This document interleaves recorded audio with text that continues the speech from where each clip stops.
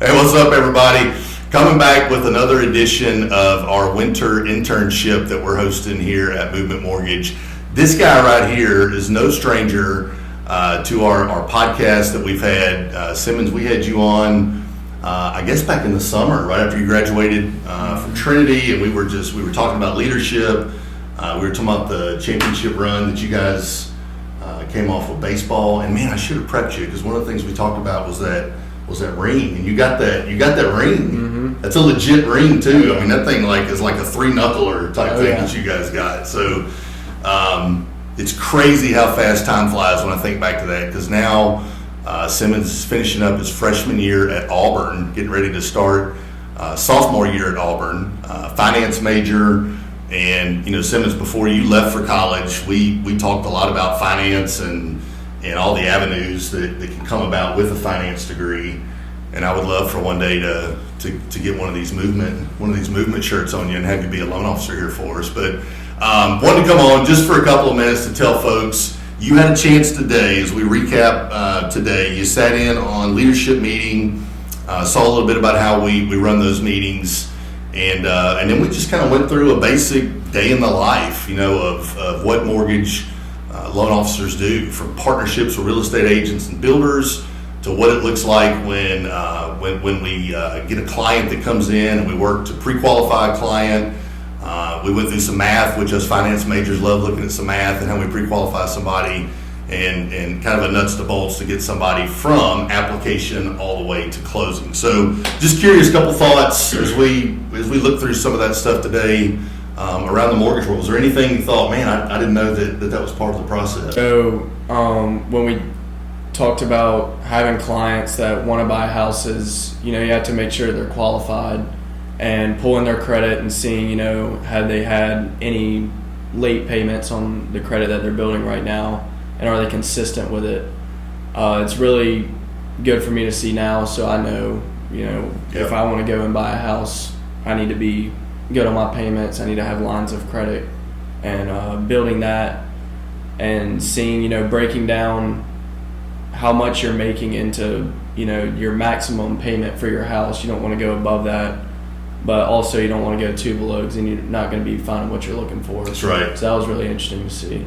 I'm glad to hear you say that around the credit piece, because one thing that I have found in this job and in all the years that I've been doing it is there's really a lack of and even thinking back to high school days, right? You're not far out of high school and in college now.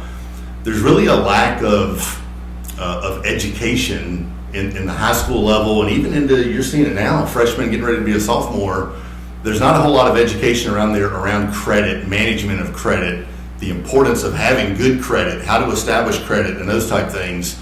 And as you and I talked about off camera here a little while ago, part of what we're going to start doing with this podcast is creating a segment to talk about that and help create awareness, and create awareness at a young age, because you're at an age now where you're not far away from graduating college, buying a house, and those type things. And if there's not credit that's established, it can be a challenge. But now you're at the age of getting that established and understanding the importance of paying bills on time, not maxing out credit cards, not overspending. Those things are critical to put you into a spot that not too far away, you'll be buying a house one day. That's right. Good stuff.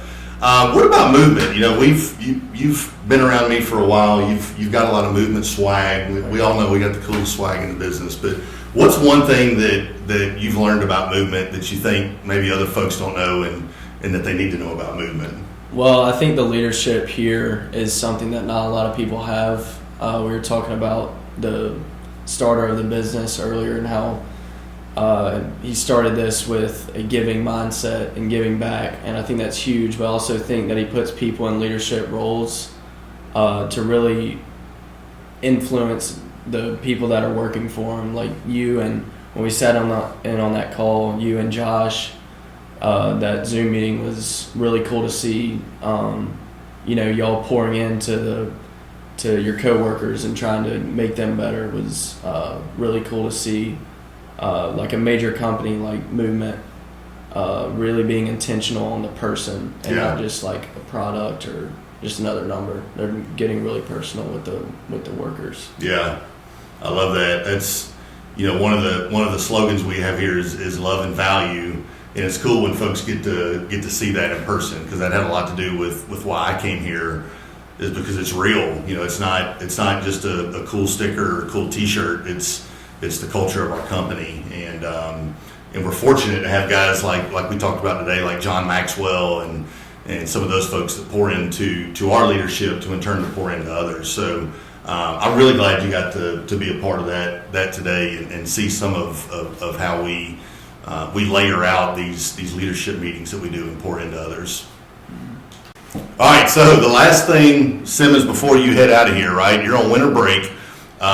We had sub-freezing temperatures for the last 3 days, people's pipes freezing, bursting, and all that stuff.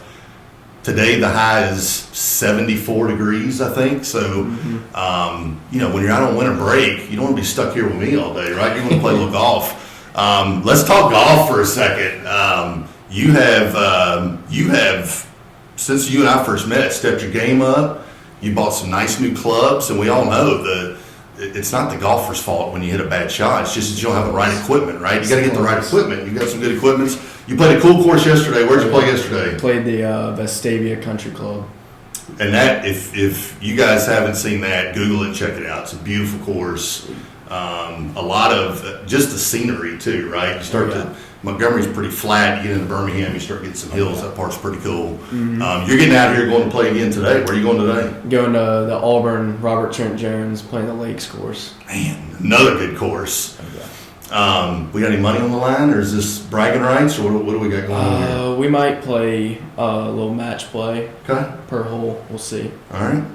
Well, maybe one day, not too far in the future, you'll be going to play, like I said, with a little movement shirt on, taking some referral partners out. So, dude, I'm glad you came by today. Glad you spent some time. You and I have been friends for a long time, but as you are working towards finishing college, and like we've talked about before, the whole figuring out what you want to do is not far away. And so I commend you for taking a part of your winter break to take a peek under the hood, to look at what this looks like, and know that the Lord's got great things ahead for you as you finish up college and not too long from now get out into the workforce. So maybe I'll be able to get you here and do a little mortgage lending with us. So 2-time appearance on the podcast today. It's great to have you back, man. I love you. I love your family. And maybe soon, not too soon, but soon you guys may see Simmons here writing some mortgage loans for some people one day. All right, love you, man. Thanks for coming in. We'll be back with another episode here soon. We've got 2 more interns that are coming through in the next couple of weeks, and taking a peek under the hood with movement as well. So appreciate you guys watching. We'll talk to you soon.